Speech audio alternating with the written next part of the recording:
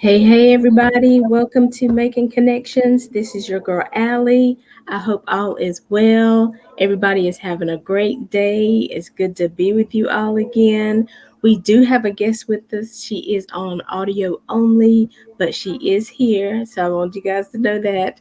Like I said, we are making connections. We're here every Saturday at 12 noon and every Monday at 2 p.m. And one thing before we get into the interview, I wanted to let you all know that there is an event. It's happening right now in Charlotte. It's called United We Stand. Together we pray, and there's a prayer walk. And they're gathering at 12, and it is in Marshall Park. That is 800 East 3rd Street, Charlotte, North Carolina. United We Stand. Together we pray, and they're praying for the city of Charlotte. They're praying for the community and the, surrounding areas because there's been so much violence. And so, it's going to take us standing together, being united, praying without ceasing, for things to change, for us to be out there and people to know that we care. And, because sometimes people do stuff because they don't think they have any other options. So we got to present other options. So I definitely wanted to let you guys know about that. It's happening right now. Like I said, Marshall Park, 800 East 3rd Street in Charlotte, North Carolina. You still got time to make it out there, because I'm sure they're going to be out there for a while. So go out and pray. But if you can't make it, just say a prayer right there where you are. And let's just believe God that things are going to turn around, right? So let's get into this interview. I want to introduce you guys. Like I said, you can't see her, but Evita Lambert is with us. She is from B Financial. That is her company. She is a financial expert and a tax professional. So, Miss Evita, how are you? I'm doing well. Thank you very much. How are you? I'm doing great. I'm doing great. I was going to say great to see you. But I'm glad you could be with us because I know you have a lot of stuff going on right now. And so, I really do appreciate you taking time away from your family in this moment to be with us and, to help out the Making Connections family. So, before we get started, just tell people a little bit about yourself. Sure. I am a mother, foster parent, adoptive parent. I started my business back in 2017. I had a child who was actually in foster care at the time, but I was in the process of adopting her out of the foster care system, and she just needed a little bit of special attention. And my job was not very they weren't trying to allow me to leave the little 15 minutes early that I needed to leave to pick her up and things like that. So I had been restoring and repairing my own credit at the time. And so many people needed that assistance, was asking me for help. So I just decided to go ahead and quit my job and create my own source of employment so that I can do what I needed to do for my family. Oh, wow. And isn't that amazing? Just 15 minutes. I mean, you could even come in 15 minutes early, take an extra 15 minutes away from your lunch, whatever. But it just doesn't seem to matter, the sacrifice you try to make on one end. Just because you leave that 15 minutes early, it's something major. And I just don't understand that. Right. Same here. But you didn't let it stop you because you had a mission, right? That's right. I've just grew up with a parent. My mother was always one of those people who loved to help people. She would pick up strangers and bring them to church and give out food and just do everything that she could to help people. So I adopted that passion for helping others very early on in life. And God will make a way. So I'm grateful. Absolutely, absolutely. And so, I hope everybody who's listening, that we're not telling you to go out and quit your job right away, but whatever your passion is, I mean, that last sentence she misstated, God will make a way. That is so true. And sometimes, but before you did that, I mean, now you didn't just leave and not have any other options though, right? You had a somewhat of a plan in place, right? Initially, one of the things that I first started with, because I had been administrative assistant a few years, and some jobs that I had before that. So I just decided to take that virtually, and becoming a virtual assistant for people just allowed me to do some of the same work that I had previously done, but I was able to do it from home, the comfort of my home, and on my own time. So that definitely was helpful for me to be able to leave my company and start my own business. That gave me a little bit of a cushion. I could still have some sort of income while I was building my business. So I yeah, I took advantage of that. Absolutely. And so, I just want everybody to hear that she was doing something. She didn't just stop and just then try to figure it out. But even when she knew that she had these talents. She knew that she had been able to work in these areas and people were asking her for help and people needed her assistance and her knowledge. So, she continued to, do some virtual work while she was still building. So, it's always a process. Sometimes I think we think, well, I'm just going to quit or I'm just going to walk out or I'm just going to start this business and then, I'm going to have 50 clients at the end of the week. And sometimes it gets a little, it doesn't happen like that. Absolutely not. So And I as tell you, people all the time that owning a business is hard. A lot of people glamorize and glorify it, but it is hard work. And if you're not dedicated and disciplined enough to be your own boss per se, because you don't have anyone else to answer to, you have to be disciplined enough yourself to make sure that you do the things that need to get done in your business. right, exactly. And so we're not saying it's not impossible. Absolutely, you can do it, but you got to have that discipline. It's the same, we talk about kids all the time when they go to college. If they've never done anything, they have this freedom. They're like, "What? I can sleep as long as I want to. I can eat whenever I want to." But then if they're not going to those classes, if they're not studying because their moms and dads are not there saying, "Okay, did you get your homework done? Did you put your books in your book bag?" You have to have some discipline. And sometimes, you think you have it, but it grows. Just keep at it, be consistent because you think, well, oh, I can do this. But even I learned with COVID and working from home, I'd be like, whew, I could take a nap. I'm like, no, I gotta close these tickets. So how did you like structure your days so that you stayed disciplined?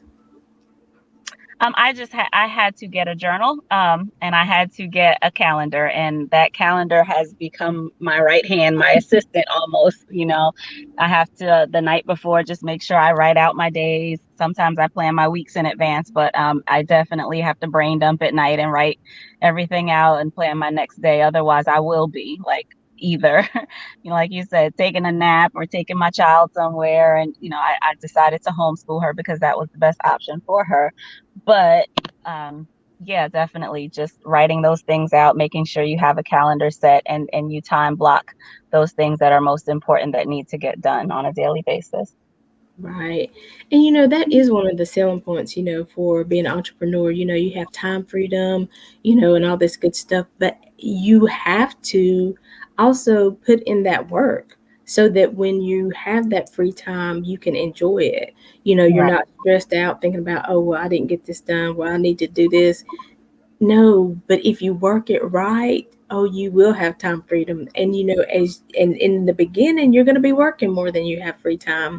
But trust me, in the end, you're going to have more free time because you put in that work in the beginning. You've set up your clientele, you set up a system, and that system works. So it's all about, like you said, being disciplined and having a plan.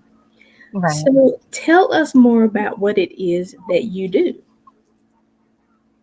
Well, there are several things. Initially, like I said, I started with the credit repair because after repairing my own credit, so many people needed theirs, and I just decided to offer that as a service. So I started with credit repair, and along the way, just in financial services in general, I found out that there's so much that I did not know, and there's so much that my community as a whole did not know. So, as I grew into tax preparation and life insurance and financial planning and learning to invest money and all of those things, I just really realized how many people out there don't know that. When I get a new client in and they're like, thank you so much for explaining all of this to me because I had never heard it. So just in our communities, and we can't really get upset with our parents because they can't teach us what they did not They know. didn't know. Right. So that has really just been my mission, to educate as many people as I can so that they can pass that knowledge down, and we can break that generational curse of poverty and just miseducation, or the lack of education, period. So that's Absolutely. in a nutshell. And Jonathan is saying yes, yes. So, hey, Jonathan, we want to give a shout out to him because we appreciate everything that he does for Making Connection Show and helping us, to get guests and to make sure that everything is relevant. Just like Miss Evita, exactly. We got to start somewhere. We sometimes we get frustrated because we're like, we can be doing better. We should be doing better. Why do I not have enough money in the bank? Why can I not just decide to go on vacation and it not set me back for a whole month, you know, Right. just going for a weekend trip. So, that credit repair is so important, and can you tell us some of the steps that we would need to take? Like, what would be the first thing we would do if we just like, I don't even know what my credit score is. What do I do? The first thing I just advise everyone, and everyone doesn't know, that you're entitled to at least one free credit report every year, and that's minimum. And in order to get that, you can go to annualcreditreport.com, and you can get a copy of each one of your top three: the Experian, the Equifax, and the TransUnion report. You can have that mailed to you or emailed to you at least once a year. The other times, whenever you're denied for credit, you can also request a copy of your credit report at that time. So definitely pull that credit report. It's over 80% of items that are reporting on people's credit report that is incorrect, and they don't even know it. Oh, So wow. definitely first step would be to pull that credit report, review it. If you're not able to find, whether it be a credit repair company, or there's plenty of books, and we actually also have a book as well on Amazon. It's called Destination Credit, and that will help you to be able to review that credit report and see what items are on there reporting incorrectly and what you need to do moving forward. Just want to throw this out there. Most people think that you can go ahead and dispute online, and you can, but you must know that when you're disputing online, that you're waiving your rights as a consumer, to have protection in case they're violating your rights in any way. So you definitely Mm, don't want to dispute online. If you can avoid that, go ahead and send them a letter in writing so that you have, a lot of things. If it's not in writing, it didn't happen, right? So you definitely want to just cover yourself and send that in writing. absolutely. And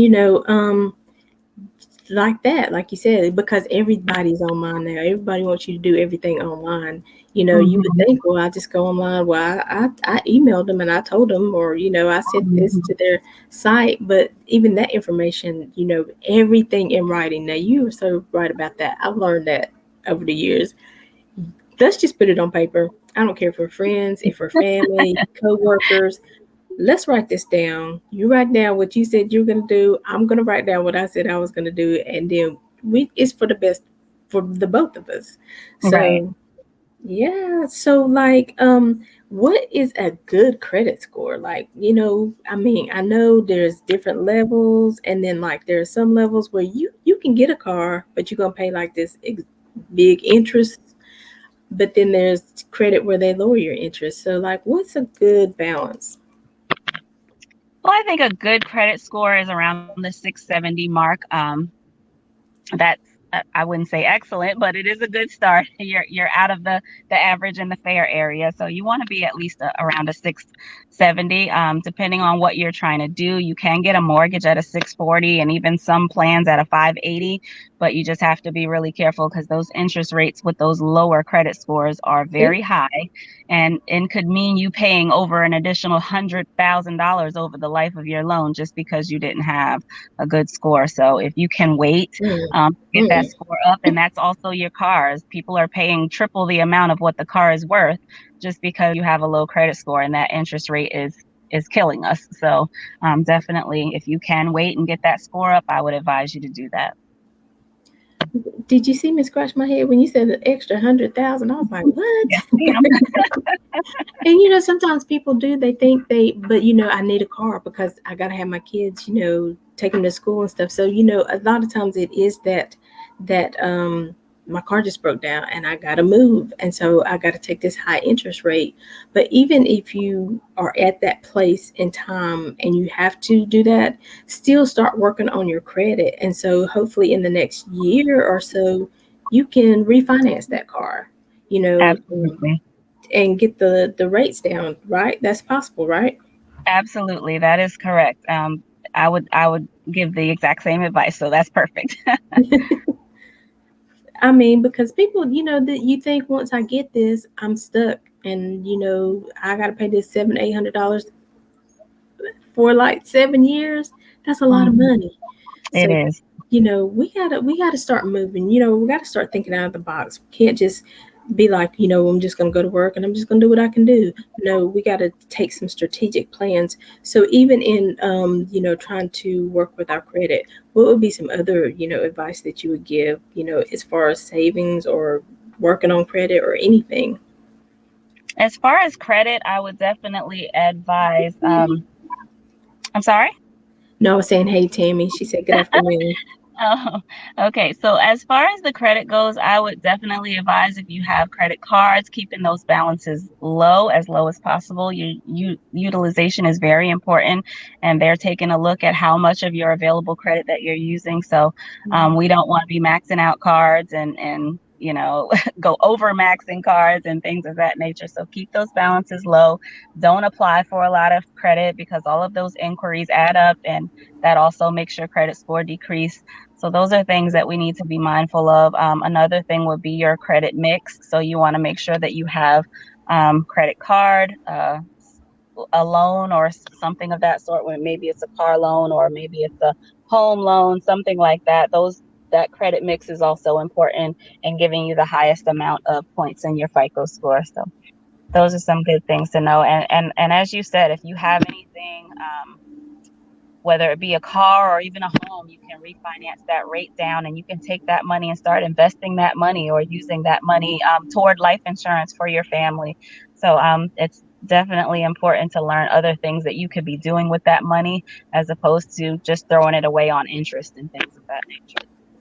Exactly, exactly. And let's say, people have, like, let's just say they have 10 credit cards, right? And so Hmm. they are, trying to get rid of some of them and, dial it down.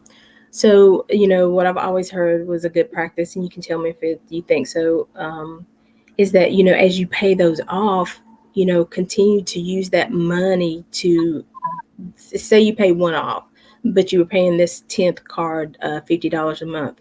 Add that $50 to another payment and continue to pay those debts off, opposed to like just going out and blowing that $50 because you're like, oh, I got an extra $50 and go, now I can go away for the weekend. But don't you think that's a good practice to continue to use that same budget until you get those 5 cards paid off that you are, that. Yeah. So definitely, that's what we call debt stacking, and we definitely, if we're going to pay something off, whether it be a card or a loan or whatever, you can take that money and go on to the next bill and try to get that paid off as soon as possible. And once you're done paying all that off, let's take most of that money and go invest that money so that it can grow at a higher interest rate as opposed to just sitting it in the, well, of course, we don't want to blow it. You take a portion and you budget Right. having fun into that budget, but the rest of that money, you go ahead and take that and get you a good interest rate of growth on that money.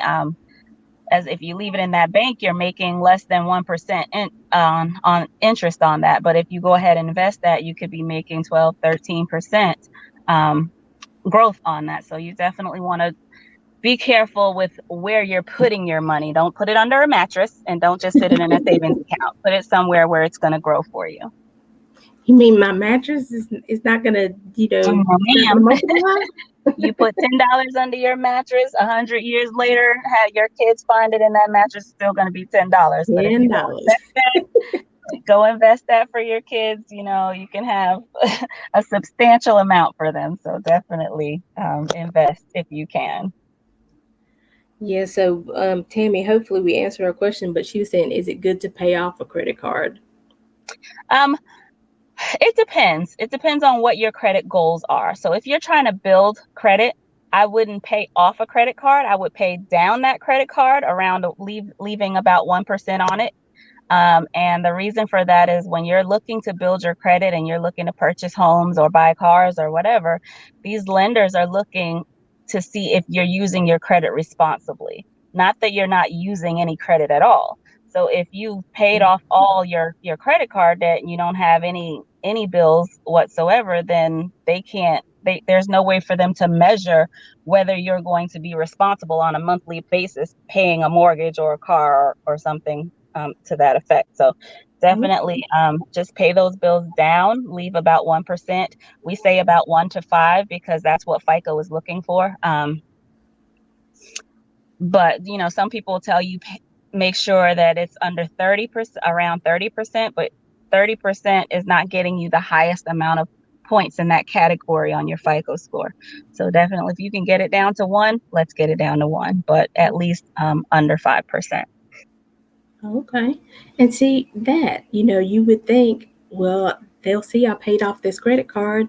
They'll see I'm a good investment, but that's not how they see. We don't know what they see. We don't know how they think about it. So we've got to learn this information and we've Right. got to share it because we're doing things and we think we're doing things for our good, helping us out, but it's not helping us to the maximum that it could.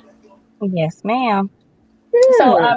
if you check out your FICO scores, and you can even Google what makes up a FICO score, and there's 5 categories there, and there's a certain amount of points for each category. So in order to maximize your points in that category, you have to have all the factors in place. So that's why I was saying with the credit mix, people say that you shouldn't have a credit card. I'm just not going to get a credit card. Well, if you don't get a credit card, you're missing out on about 180 points in your FICO score. So you Wow. definitely want to make sure that you have all of the all of the 5 categories covered when you're calculating your FICO score. Wow. That's good. You think I'm not gonna Google that? Look, when you say oh, I forget. I don't know if you can see me or not, but every time I you say can. something that I don't know, I'm like, let me make this note so I can go back. Because what am I trying to do? I'm trying to be a better person too. I'm trying to. Hey, we've all done it. We've all made mistakes. We've all, invested in the wrong thing. We've all spent too much money at some point in time. It's a life. Don't beat yourself up. Don't, think you're a bad person because guess what? If you take the steps necessary, you can turn it around. It's going to take some time. Again, that word is going to come up. It's going to take some discipline, but don't beat yourself up. Let's just be consistent as we were at partying and blowing money. Let's be consistent at saving and investing, which we're going to get to that part too. So the fact that we had 10 credit cards, right? And so now we paid 5 of those off, so we probably got an extra, let's just say we just gonna be $400, right? Okay. So what can I do with this extra 400? Because I'm good with these other 5 credit cards. I'm trying to keep a little balance on them to keep my score up, right? But this $400, what can I do with this $400 that's gonna make a difference? Yeah. Okay, so I got 2 questions. The first question is, do you have life insurance already? Because that's going to determine what you do with this $400. Okay. And if the answer is yes, you take that $400, and depending on your personality and how you feel about the ups and downs of the market of investments, if you feel like you can tolerate, let's say, the waves in the water, the ups and the downs, if you can tolerate that, I would say to invest aggressively, take that $400 and invest aggressively so that the rate of return can be higher. If you're someone who needs less waves and you can't handle the motions, the ups and downs of the market, then you can do a little bit more conservative investing, and you can invest either a little bit less of that $400, or you can invest at a lower percentage rate. So my investments right now are at 13%. I'm in mutual funds, and I wanted to go the most aggressive to get the most amount of return. Um, I can tolerate it because I already know what the payout is going to be, and I plan to have over $2 million when I get ready to retire, and that's just in my investment account, not to mention the other things that I'm doing with my money. But Well, yes, so if you can handle it, invest at an aggressive rate and get the top amount of growth on your funds. If you don't have life insurance, I'm going to tell you to take a portion of that $400 and get you a life insurance policy that's going to not only bury you, because people think that burial is all that we need to cover, and that is not the case. If right. you have a mortgage, or if you have cars, or even if there's just rent that needs to be paid in your family once you're gone, you want to make sure that your family's not struggling or having to figure out what they're going to do to make ends meet once you're gone. So I would say take some of that money, get you a good life insurance policy. And now, should something happen to your children and your family that's left behind, will not only get that life insurance policy, but they'll also get your investment account. Whereas some people will just go ahead and get a whole life policy where you're paying for life insurance and you're paying for savings account all in one. But if you were to pass away, you're only going to get the face amount of that life insurance or your investment. And so I don't suggest that people do that. That's just my personal opinion. I mean, whatever you Right. think works best for you is for you, but I say get the term life insurance and invest that additional money so that your family can have both if something were to happen to you. Hmm. And you're right. And again, we think that that little policy that we get, and they say they're going to send us $250, y'all. I want everybody who doesn't know the price of burying a person. I just want you to call a funeral home. I just, Mm-hmm. pretend and be like, if I wanted this type of casket, if I wanted to be buried in this particular place, there are so many steps to that. And that $250 is not anything. Nothing. It takes about how many thousands, Evita, to bury somebody these days? The average rate of a funeral right now is somewhere around the $50,000 mark. And that ain't really even being fancy. Not. It's not.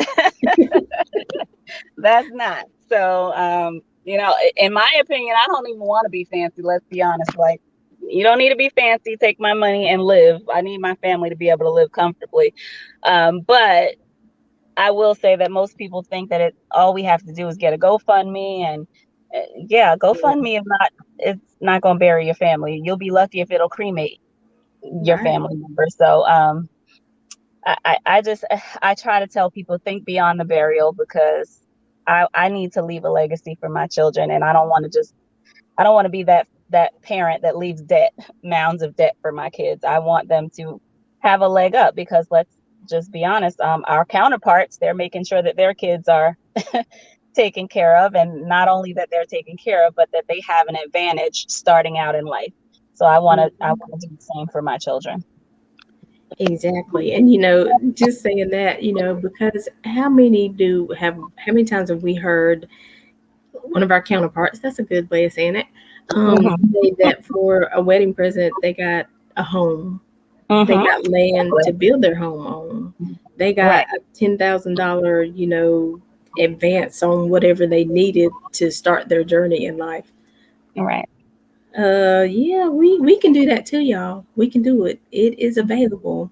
It's not just Absolutely. for our counterparts or, people who are, millionaires. I mean, we can do that too, but we got to start somewhere. We've got to make a change somewhere. We can't just think about today. We've got to start thinking about the future and what are we going to do for our kids, because we know what it's like to struggle. So, and with the way the world is changing, we don't know what they're going to face, when we're gone. So, we got to make sure that we are teaching them good practices, good decision Right. making skills, because, how to invest. Because I hear a lot of people say, I would like to get into investments, but I don't know what to invest in. I don't know what the stock market means. I don't know when it says the Dow is down, when it's up. I don't understand that. Right. Right. And I say all the time, like you said about the struggle, we try so hard to make sure our kids don't struggle, but we choose the wrong things. So when we say struggle, we don't want to walk around with no name shoes or whatever. So we go and buy them the Jordans, or and we think that we're making their lives so much better by allowing them to dress a certain way or to eat these foods, eat crab legs where everybody was spending their money on. Yeah, that's not going to do anything for them in their future. So those sneakers are going to be worn out in a couple of months, and these crab legs are gone like in a couple of minutes. So let's take that Exactly. money and start doing something that's going to actually benefit them in their future, not only just them but their children. Let's start. Just the education alone is so valuable, but definitely building a nest egg for them to get started with, to me, is key. And we got to start thinking about this generational legacies, and because we just got to change it up. We got to give our children, our grandchildren, opportunities. Again, like you said, okay, we can buy these Jordans now when we really can't afford it, but then we go home and the lights are out, or we're making them eat ramen noodles because we had to get those Jordans. Unless we can do both. If you get on a good financial plan, if you get, some money in the bank, you get these bills paid off, you get your credit score up, you're going to find that the other things you're desiring are happening. Mm-hmm. You're going to be able to eat crab legs and it's going to be okay because you got money in the bank still. You have, your credit score is up, so you're going to be able to get a better car that's going to last you longer than getting this lemon that has a bunch of issues, and the interest rate is high on it. Now, I'll be getting mad at the dealerships and stuff like that because they shouldn't do that. They shouldn't be allowed to do that, but they gonna do what they do, right?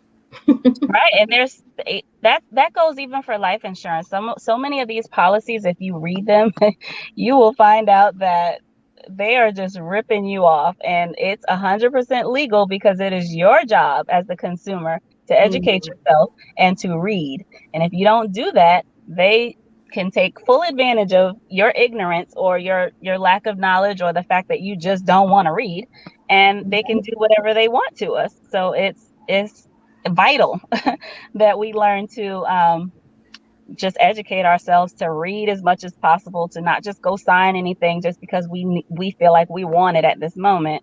Do your Mhm. research and definitely do what will be best for your family. And like she said, read that policy. I know sometimes it might not make sense, everything, but what don't make sense, write a note or highlight it. Mm-hmm. Read these policies to figure out exactly what you're getting and when you're going to get what you get. You know what I'm saying? Because sometimes, Absolutely. there's even policies, for couples, and this policy might pay out and you're like, well, I didn't mean for it to pay out now. I wanted it to continue so I could continue to pay this mortgage that we have. It's so much. And so ask these questions. I'm even learning with having older parents that you are your best advocate. You've got to ask these questions. Yes, And and don't get with that being said, with the parent situation, there are conversations that need to be had that people don't want to have with their parents, because we don't want our parents to pass away, but the reality is it's going to happen, whether it be you or them. I don't know who's going to go first, but we need to have these conversations, make sure that policies are in place, make sure you know where these policies are in the event that something happens to them, so that you can get what you need at that time. I've had people come to me and say, hey, my parents passed away and I know they had a policy, but I don't know who it was with and I don't know what to do. I can't find yeah. it for you. Like, those are conversations that absolutely need to be had. Yeah, now you're right about that. I didn't even think about that a lot of times because we think we're not supposed to be asking our parents questions. We're not supposed to be in their business. We're not supposed to ask our I got in kids. my mama's business, and I actually took her policy from her, and I I have it because I told her, like, what are you going to do with it if you've passed away? Right, What good is it going to do buried somewhere where only you know about it? It's not going to right. help us. So I have it now. I have it in a safe deposit box. And if she has a question, I will get it out. You can read it whenever you want. But yeah, I need to know where things are. Yeah, and I was just going to mention that. Let's put these policies for everybody in a safe deposit box. Mhm. Get a place where everybody will know where to go, where to look. Even if you're out of town, you're out of the country doing something, working or whatever, the grandkids will know. Well, it's in the Right. safety deposit box. We gotta have these conversations. We gotta be honest about where we are. And I think sometimes people don't want to have these conversations, especially about finances, because we don't Hmm. really want people to know where we are. We don't Right. want people to know how much we're struggling because on the outside it looks good. On the outside we present it well. But when you get in, behind the wall at the house and start Yeah, seeing where the studs are and what the structure looks like, sometimes it's not so pretty. absolutely. But we got to get over that, right? Yes, ma'am.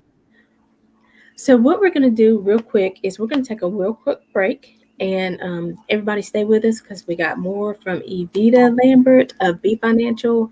But we're going to take this quick break and we will be right back with you.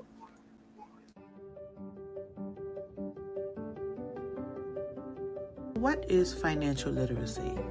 Financial literacy, or financial education, is the ability to understand and effectively apply various financial skills, including but not limited to personal financial management, budgeting, savings, and investing. Financial literacy is essential to understanding and developing good short-term and long-term financial habits that lead to a greater financial well-being. As an example, sometimes as consumers, we are unaware of the financial consequences of taking on too much personal debt and having little to no savings. In addition, the lack of disposable income also creates the inability to deal with unexpected emergencies that may arise or receive proper financial counseling. So in response to this problem, in 2004, the United States Congress designated April as National Financial Literacy Month by passing Resolution 316. Each April, federal and state agencies, credit unions, schools, nonprofit organizations, businesses, and other entities observe National Financial Literacy Month to raise awareness about the importance of financial literacy education in the United States and the consequences that may be associated with lack of understanding about your personal finances. So how can financial literacy help students? Financial literacy helps individuals become self-sufficient so that they can achieve financial stability.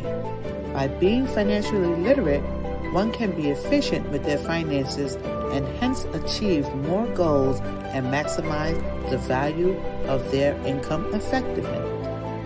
This allows individuals to make less financial mistakes that could have a negative long-term impact in the future.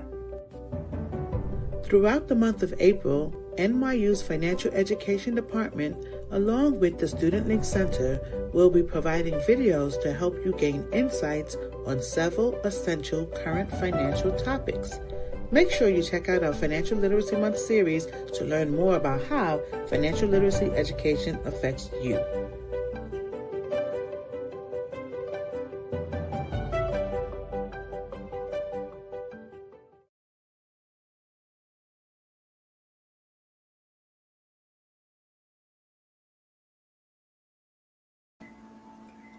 Hey, everyone. Welcome back to Making Connections. This is your girl, Allie. And we've been talking to Evita Lambert of B Financial. That is the name of her company. She is a tax expert and a just a all around knowledgeable person, somebody you need to connect with, somebody you need to, follow on social media so that you can, learn what we need to know. Like Tammy was saying, she's like, my sister and I, we need to talk to our parents. We never thought about that. So we need to talk to our parents about our policies. And that's one thing I love about this show. I want to remind people that, there are things that's going on in the world that we don't know about or that we forget about or that we were never even taught. And so I am just desperate to change people's mindsets about living, about investing, about living out loud, So we've been talking to Evita Lambert and your company. are these all things that you offer? The life insurance, the credit building, or advice? How does that work with your company? Yes, so those are all services that we offer here. And even with the life insurance, if you have a policy or someone you know, your parents may have a policy and you haven't read it or don't understand it, need help reviewing that, that's another service that we provide. Financial planning and budgeting, those things that we do provide. And those are all free of service, free of charge. So if you need that life insurance policy review, definitely reach out to us and we can review that for you and let you know. Oftentimes we have people that are covered under a group work policy, office Mm-hmm. policy, and they may think that they are covered, but when you really get down to reading that policy and understanding that, number one, you're not the owner of the policy, the company is, and and what would happen if you were to, God forbid, you were to pass away on a lunch break or on something, on vacation or whatever it is, you'll Right. find that oftentimes in those policies that you are not covered if you are not actively working at that very moment. And even sometimes you can be actively working. Some people go out on maternity leave and they'll come back.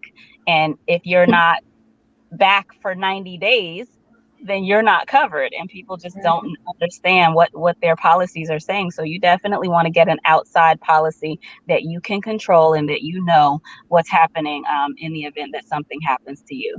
So those are all services, like I said, that we provide free of charge, and complimentary consultations for your credit if you wanted to just go over that with someone and ask questions. We do offer all of those services free of charge.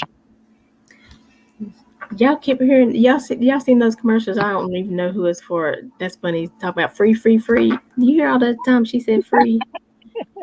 Y'all better jump on this because I'm telling you, it's going to change your life. You do not have to struggle. You do not. I mean, we think one day we just gonna be out of the struggle. It don't happen like that. We have to change something. We have to change the trajectory of, like I said, let's think about our children.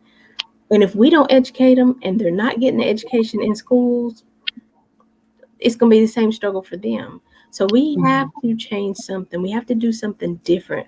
We might have to struggle a little bit still in the beginning, trying to get that credit score up. We don't get to go out as much. We don't get to do this, but it's temporary. I promise you, it's temporary. Things will change if you stay consistent. And so, one of the things I wanted to ask also about, like, with tax preparation, I know with the stimulus checks and, unemployment people have been getting, is are they having issues, filing their taxes? Is that going to be a problem? Is this going to come back and bite us in the butt like next year when we're filing again? What's happening with that kind of stuff? I haven't had anyone have issues per se filing with my company. The only thing that we did see is that people that filed early that had unemployment, there were some changes and amendments, but the IRS is set to start releasing those funds in early May. That was the last update that we received, is in early May. They're going to start releasing those funds, and generally it's averaging to be about $900, $1,000 for people who overpaid with that unemployment. As far as the stimulus and everything, if you haven't gotten your first or second stimulus, once you file, you let them know, whoever your tax preparer know. Our clients let us know on a form if they received it or not, and if they did not, then they receive it in this tax return, and they're automatic. So as long as you haven't received it and they can match that up with their records, you will get your money in this return. Okay, okay. What are some things that we need to know even when we're doing our taxes? I mean, we get online, we fill out some lines. I mean, are there things that we might be missing, like tax deductions, or that can help us out? Yes, there are definitely a lot of tax deductions that that you might miss doing your taxes personally, but it's really hard to point those because it depends. It's like an individual basis what your family Mm, situation is. So I would say if you don't have a tax professional, this is definitely the year to get one because there's just so many changes going on with the IRS this year. So you definitely want to maximize your return. okay, and even when you're an entrepreneur, there are tax deductions that a common person might not know. You join this company and you're like, okay, I joined the Mhm. company. But if we're not asking the questions and if we're not letting our tax preparer know, hey, I own a business now. This is what I do. This is what I invest in this business. Like if you're an entrepreneur, what should we be holding on? Do we still keep our receipts? What are the things that help us being an entrepreneur to get tax deductions? I would say definitely keep your receipts, unless you have a really good bookkeeper who's handling that for you and they're giving you your profit and loss statements at the end of the year.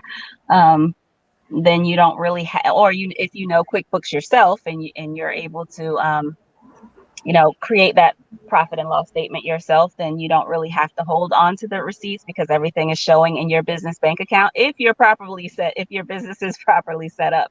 So I would definitely say if you are a business owner, having your business registered with the state and having your business bank account separately and mingling the funds with um, your personal bank account, those things are definitely important. There are so many grants and loans that are forgivable that are being offered this year to people that are self-employed, but you would have had to have those things in place in order to be eligible to receive those funds. So if you don't already have it set up properly, get it set up properly so that moving forward you can tap into some of those funds. And so, even when you say set up properly, what does that mean? Because I'm the entrepreneur. I mean, this is my banking account. What I need a separate account for? Well, if you're a sole proprietor, then yes, you can have that same bank account as your personal one, but you definitely want to keep receipts and have things itemized. But if you're going to be set up as an LLC and you're set up where your business is registered, you have an EIN number, you want to have your separate business bank account and make sure that the funds that are in your personal bank account are not being mixed. You're not taking out of your business bank account to pay for personal items and vice versa. You want to have everything separate as its own entity. Mhm. See, good information. People would have thought, well, I mean, it's mine, so it's all my money. I'm making it. I'm not paying it out to anybody. But I think it's good just to have it separate anyway. Just Yes, because so. we're living in the age of lawsuits. So if you don't have your things separate, that means when someone comes to sue your business, and everything is mixed with your personal, it's probably going to hurt you personally. Mhm. So we have a question. It says, "What about self-published authors? Can they use the receipts for buying your own? Can you use the receipts for buying your own books?" I'm not sure I understand the question. What do you mean? Can you use the receipt? Can I guess like if I don't know. Tammy, can you clarify just a little bit more about what that means about using your own money?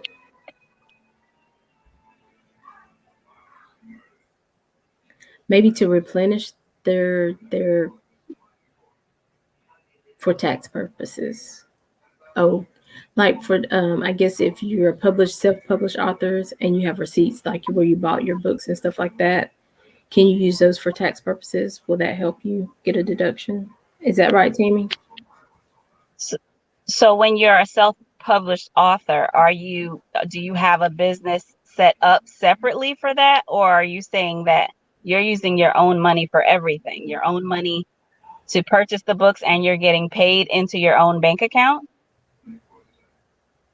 Okay, you said yes, but yes to which one? Do you have a separate business set up, or you are just using all your money for everything that you do?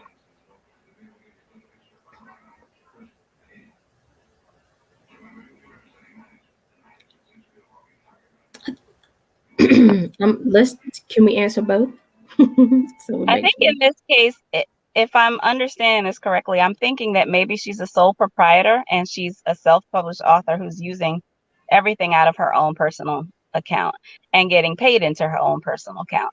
And if that is the case, I would say just definitely make sure that you're keeping the receipts for all of that, so that we're understanding when you come to us to file your taxes that this is what this is for.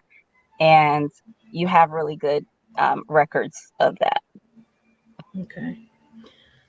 I hope we answered the question. She does say for separate, but hey, Tammy, she's got some free consultations. I would Yes. say let's hook up, and so because I want to make sure you get the right answer, because I think we might still be missing a piece, but I definitely want you two guys to hook, two ladies, I'm sorry, to hook up so that you can get that right answer, because we definitely want you to make sure you're getting your right tax deductions, that you're, putting everything that, out there that you need so that you can, continue to grow, but you don't get any trouble with the IRS. Definitely don't want that. So Right. I love it. This is good stuff. This is good stuff. So it's so much, but it's so much that people don't know. I mean, we really think we learned a lot of stuff in school, but when you talk about real life, doing your taxes, mortgages on your homes and things like that, again, we have what we needed to have learned was definitely to be able to read these contracts and to comprehend these contracts. Right. If you need help, ask for help. Do not be embarrassed. Don't be ashamed. I mean, even if you made a bad decision and a bad investment, it's okay. But let's fix it. Let's get it right. Let's get back on another path, right, Evita? Absolutely. And with that being said, understanding contracts, I am a partner with Legal Shield. I believe wholeheartedly in having an attorney on standby in case I need one. So definitely I offer that service to all of my clients as well. Let's get you set up for $28 a month. It covers your entire household to make sure that if you have a contract that you don't understand or that you need help with before signing or even after you signed it and you want to know what will be the legal ramifications if you were to back out of this contract, you definitely want to have an attorney on standby to go over those things for you, to help you set up your will. All of these things are services that are provided for $28 a month. And I don't Mm, think you can beat that. So yeah, I would say do that if you can. If you need that connection, I do have a discount code and I can help you get that set up. Absolutely contact me and I'll be more than willing to get you set up with that. come on, discount code and $28 to cover yourself. I mean, that's what we got to think about. We'd be like, I just get a lawyer when I need them for something. Yeah, people spend $28 on lunch one day.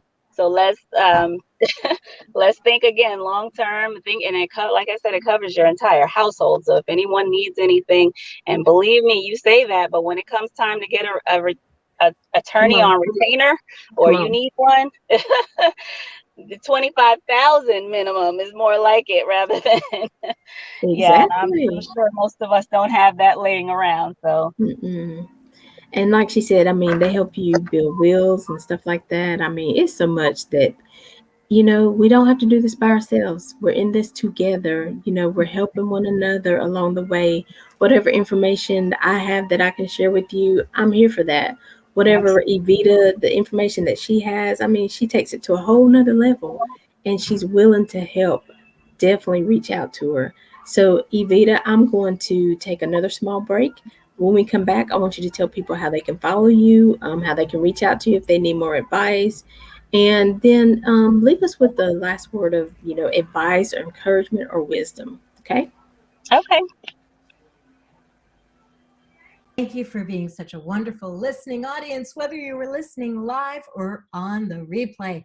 And don't forget to like our Facebook page, Making Connections with Aly and Shay, so that you can get notified every time we go live. Do you have a burning message to share with the audience? Contact Alicia Johnson at info@aliciajohnson.com. That's info@ALYSSIAJOHNSON.com with your topic idea and your message to be booked on the show. And if you're an inspirational speaker or a motivator or simply seeking a platform to share your message, contact Miss Alicia Johnson at info@aliciajohnson.com. That's info@ALYSSIAJOHNSON to be considered for 30 to 60 minutes of weekly airtime right here on the Making Connections Network. Again, contact Aly Johnson at info@AlysiaJohnson.com. That's ALYSSIAJOHNSON.com to be considered for 30 to 60 minutes of weekly airtime, your own radio show right here on the Making Connections Network.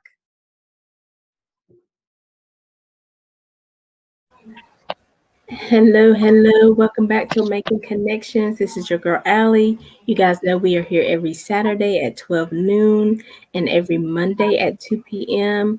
You two have a wonderful day. Thank you for great advice and information. You are so welcome. That's what we're here for. Um, Definitely share this video because I'm sure you know somebody else who needs to be enlightened on some of these topics.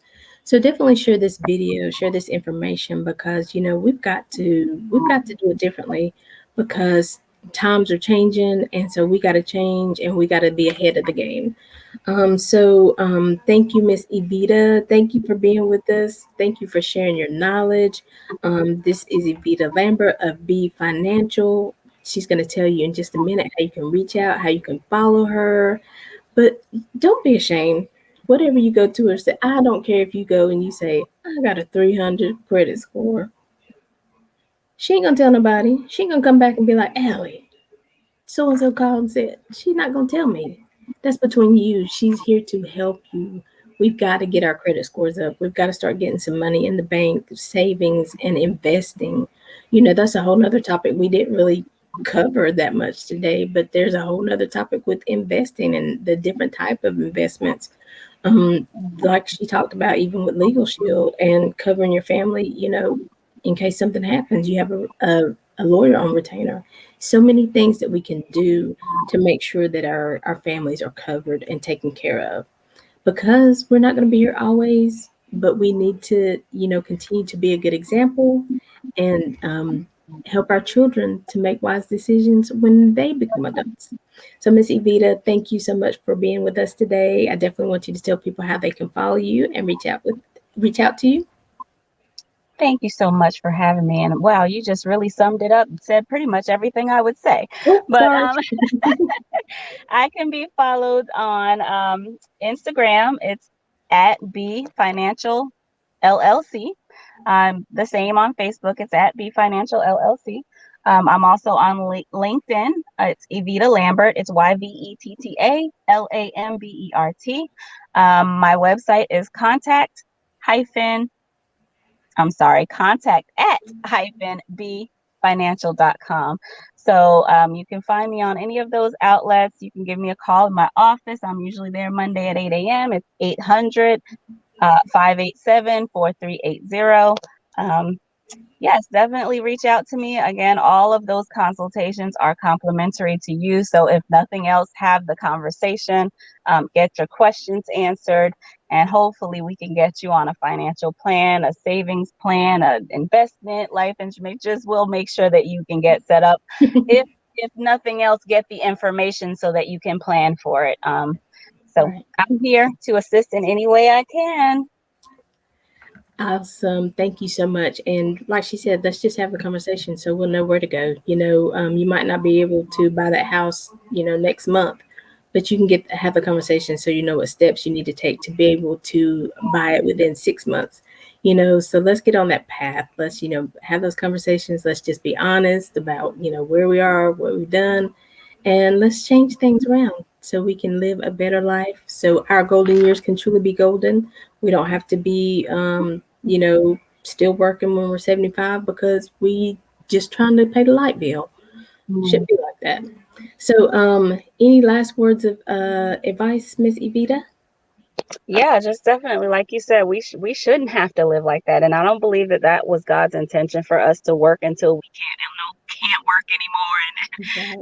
just live the rest of our lives just uncomfortably. So I believe in heaven here on earth. So if you plan properly and you get to enjoy the fruits of your labor in your latter years, then that'll be great for you and your family who will get to enjoy you rather than you having to try to work a part-time job or whatever just to make ends meet. So definitely let's think beyond ourselves. Let's think into the future and start building some generational wealth and breaking those generational curses. Yes. Amen. That's all I'm going to say.